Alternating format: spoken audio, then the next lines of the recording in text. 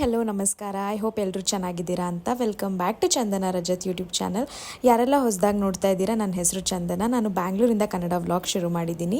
ನಿಮ್ಗೆ ಈ ವಿಡಿಯೋಸ್ ಇಷ್ಟ ಆದರೆ please like, share and comment. ಯಾರ್ಯಾರಿಗೆ ಪಾರ್ಟ್ 1 ಆಫ್ ದ ವಿಡಿಯೋ ಇಷ್ಟ ಆಯಿತು ಅಂತ ಕಮೆಂಟ್ ಮಾಡಿ. ನಾವು ಬನ್ನೇರ್ಘಟ್ಟ ಝೂಗೆ ಹೋಗಿದ್ವಿ ಪಾಪುನ ಕರ್ಕೊಂಡು ಅವ್ನ ಫಸ್ಟ್ ಬರ್ಡೇಗೆ. ಸೊ ಅದರದ್ದೇ ಕಂಟಿನ್ಯೂಷನ್ ವಿಡಿಯೋ ಇದು ಒಂದು ಪುಟ್ಟ ವಿಡಿಯೋ. ಸಫಾರಿ ಎಲ್ಲ ಆದಮೇಲೆ ನಾವು ಅವನ್ನ ಬೋಟಿಂಗಿಗೆ ಕರ್ಕೊಂಡು ಹೋಗಿದ್ವಿ. ಸೊ ಆ ವಿಡಿಯೋಸ್ ಮತ್ತು ಒಂದು ಸ್ವಲ್ಪ ಝೂ ಆ್ಯನಿಮಲ್ಸ್ನ ನೋಡಿದ್ವಿ. ಅದನ್ನೆಲ್ಲ ಈ ವಿಡಿಯೋದಲ್ಲಿ ಕವರ್ ಮಾಡ್ತೀನಿ. ನಿಮ್ಗೆ ಈ ವಿಡಿಯೋ ತುಂಬ ಇಷ್ಟ ಆಗುತ್ತೆ ಅಂತ ಅಂದ್ಕೊಂಡಿದ್ದೀನಿ. ನೋಡಿ, ಕಮೆಂಟ್ ಮಾಡಿ, ಎಂಜಾಯ್ ಮಾಡಿ.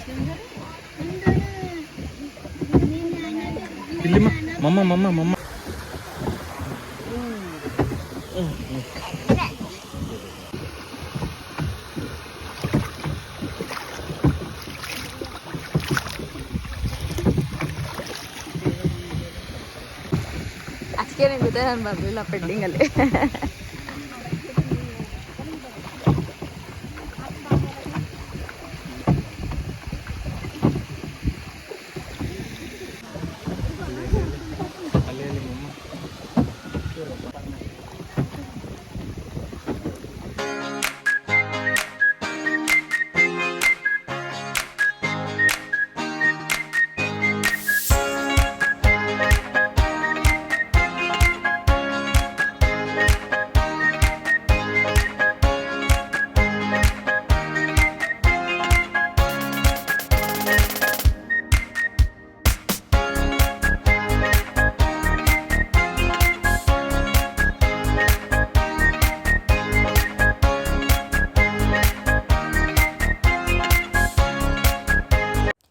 ಬೋಟಿಂಗ್ ಎಲ್ಲ ಮುಗೀತು. ಇವಾಗ ದ ಬೆಸ್ಟ್ ಪಾರ್ಟ್, ನನ್ನ ಮಗನ ಫೇವ್ರೆಟ್ ಆ್ಯನಿಮಲ್ ಆನೆಗಳು. ಅದನ್ನು ನೋಡೋಕೆ ಅವನ್ನ ಕರ್ಕೊಂಡು ಬಂದ್ವಿ. ಇಲ್ಲಿ ತುಂಬ ಆನೆಗಳಿತ್ತು ಆ್ಯಂಡ್ ಕ್ಲೋಸಾಗಿ ಸಫಾರಿಯಲ್ಲಿ ತುಂಬ ದೂರದಿಂದ ನೋಡಿದ್ವಲ್ಲ, ಇಲ್ಲಿ ತುಂಬ ಹತ್ತಿರದಿಂದ ನೋಡೋಕ್ಕೆ ಸಿಕ್ತು. ಚೆನ್ನಾಗಿತ್ತು. ಆನೆಗಳ ಬಗ್ಗೆ ಸ್ವಲ್ಪ ಫ್ಯಾಕ್ಟ್ಸ್ ತಿಳ್ಕೊಬೇಕಂದ್ರೆ, they are the largest living land animals. ಆಮೇಲೆ ಅದ್ರ trunk, it is the most sensitive organ in their body. ಬರೀ ಅದ್ರ ಸೊಂಡಿಲು ಟ್ರಂಕಲ್ಲಿ 1.5 ಲಕ್ಷ ಮಸಲ್ ಯೂನಿಟ್ಸ್, ಮಾಂಸಖಂಡಗಳು ಇರ್ತವೆ. ಅದರಲ್ಲಿ 8 ಲೀಟರ್ಸ್ ಆಫ್ ವಾಟರ್ನ ಅದು ಸ್ಟೋರ್ ಮಾಡ್ಕೊಬೋದು. ಆನೆಗಳಲ್ಲಿ 3 ಜಾತಿ ಇದೆ, ಅಂದರೆ 3 ಸ್ಪೀಶೀಸ್. ಒಂದು ಆಫ್ರಿಕನ್ ಬುಷ್, ಇನ್ನೊಂದು ಆಫ್ರಿಕನ್ ಫಾರೆಸ್ಟ್ ಮತ್ತು ಏಷ್ಯನ್ ಎಲಿಫ್ಯಾನ್ಸ್. ನಾವಿವಾಗ ನೋಡ್ತಾ ಇರೋದು ಏಷ್ಯನ್ ಎಲಿಫ್ಯಾನ್ಸ್.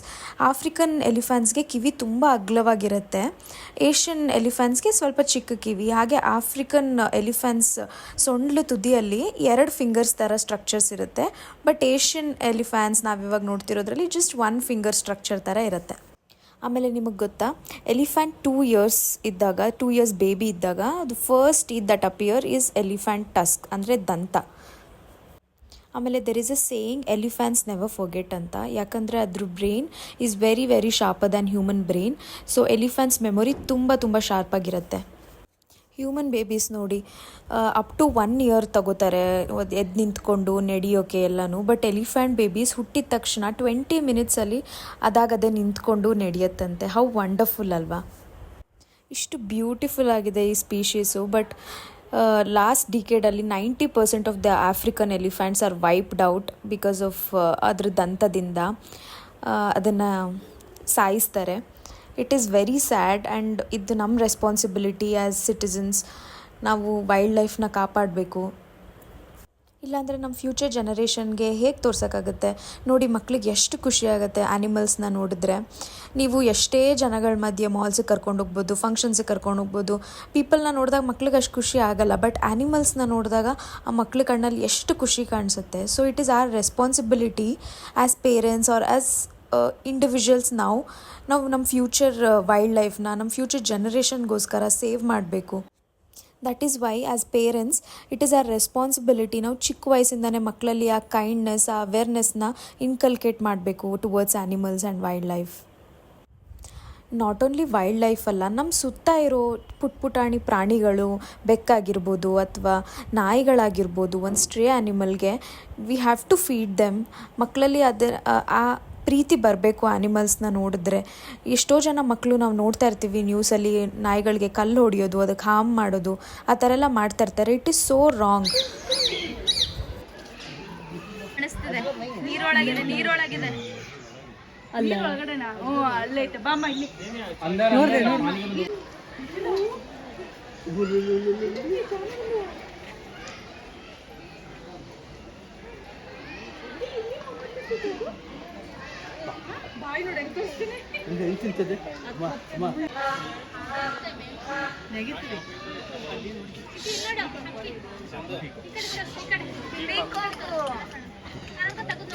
ವೈಟ್ ಪೀಕಾಕ್ ವೈಟ್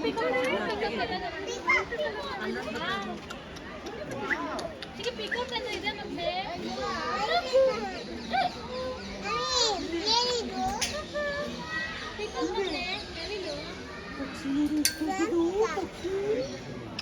ಅದು ಬ್ಲೂ ಪಿಕಪ್ ವೈಟ್ ಪಿಕಪ್ ನೋಡಿ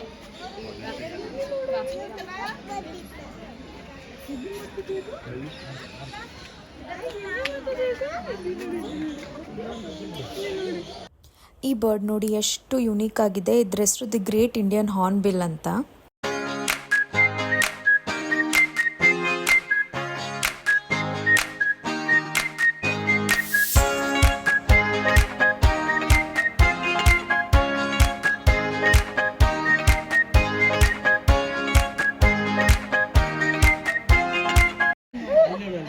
ಎಲ್ಲಿ ನೋಡಿ ಜನಗುಂದು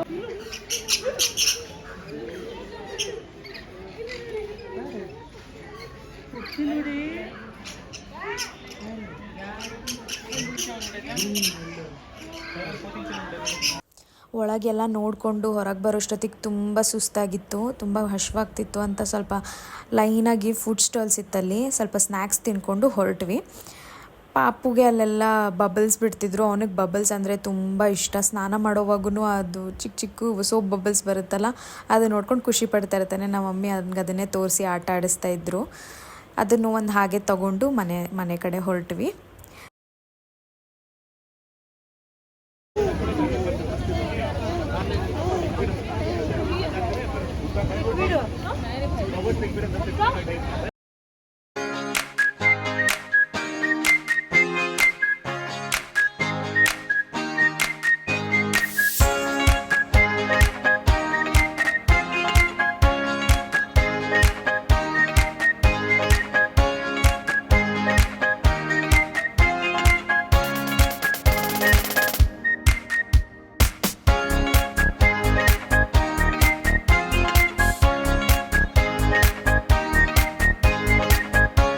ನಾವು ಮನೇಲೇ ಪಾಪು ಬರ್ಡೇಗೆ ಒಂದು ಸ್ಮಾಲ್ ಕೇಕ್ ಕಟ್ಟಿಂಗ್ ಮಾಡಿದ್ವಿ. ಸ್ವಲ್ಪ ಮಕ್ಕಳು, ನಮ್ಮ ಅತ್ತೆ ಮಾವ ಅಂದರೆ ರಜತ ಅವ್ರ ಪೇರೆಂಟ್ಸ್, ನನ್ನ ಪೇರೆಂಟ್ಸ್, ನಮ್ಮ ಅಜ್ಜಿ ತಾತ ಹಾಗೆ ಆಂಟೀಸು ಎಲ್ಲನೂ. ನಮ್ಮ ಅತ್ತೆ ಮಾವ ಇವಾಗ ಅವನಿಗೆ ಕೇಕ್ ಕಟ್ ಮಾಡಿಸ್ತಾರೆ ನೋಡಿ.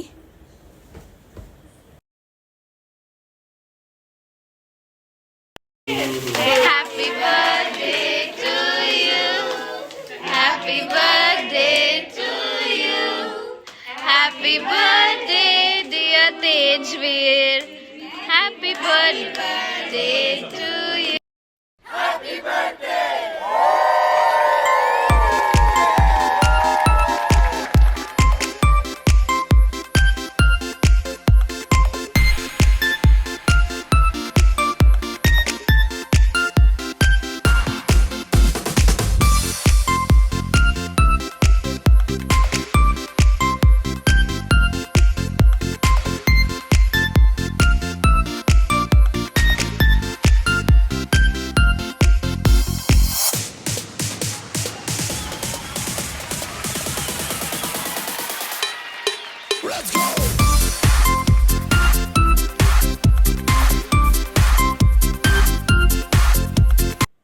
ಸೊ ಬರ್ಡೇ ಎಲ್ಲ ಆದಮೇಲೆ ಮಕ್ಕಳು ಬಂದಿದ್ರು, ರಜತ್ ಅಣ್ಣನ ಮಕ್ಕಳು. ಸೊ ಅವ್ರಿಗೆ ರಾಖಿ ಕಟ್ಟಿರಲಿಲ್ಲ ಪಾಪುಗೆ, ಅವತ್ತು ಅವ್ನು ಸಿಕ್ಕಿರಲಿಲ್ಲ ಅಂತ.